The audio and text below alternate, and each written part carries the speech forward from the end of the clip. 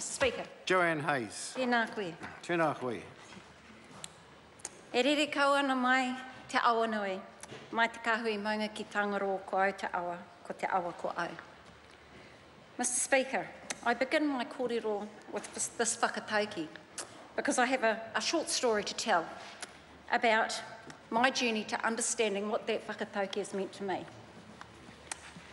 Many in the House won't know this, but I went to school in Whanganui, at Whanganui Girls College, and I was in Wickham House at the time, and Wickham House was in the city, and the college was over the river. And for 4 years, Mr Speaker, I walked over that bridge to school and back from school, to sports and back to the hostel. And I remember looking down into the river as I crossed it, into the murky depths of the river. It seemed like that all the time. But back then I didn't realise the connection, the deep connection that I had to it. Years later, my work career brought me back to Whanganui, working first for the District Health Board and then for Taumata Hauora Trust and Tai o Te Awa. And this time I arrived back to Whanganui, understanding my whakapapa, but trying to understand whereabouts I fitted in to Te Awa o Whanganui.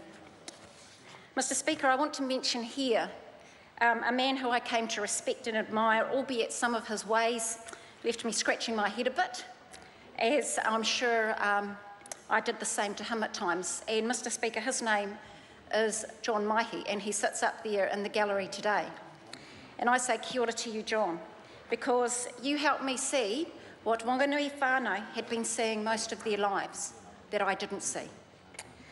A regard for a body of water that flowed from the mountain to the sea, just like the blood that courses through their veins, through the whānau veins, like the air they breathe, like the life they live and have lived. The stories John shared with me, without him ever realising it, told me of many things that my Whanganui whānau went through to retain their rights to their awa. From times when whānau lived solely from the spoils the river produced, to the way the river was used and abused over time, to the settlement along its banks, where the door to the whare faced the river, and to today, the infamous annual Te Tira Koewaka. Mr Speaker, my realisation of the meaning of those words in that whakatauki came when I stood on the riverbank at Putaki Marae a few years ago at 5 a.m, listening to the karanga and the karakia starting puanga. And I began to understand what those words ko au te awa, ko te awa ko au really meant. For me, they represent the past, the present and the future.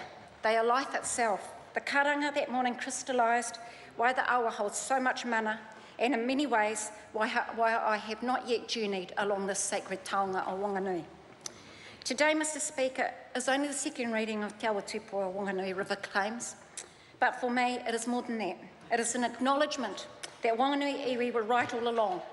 This isn't about giving back, it's about writing history of what has always been. Tēnā koutou katoa. Kia ora. Kia ora.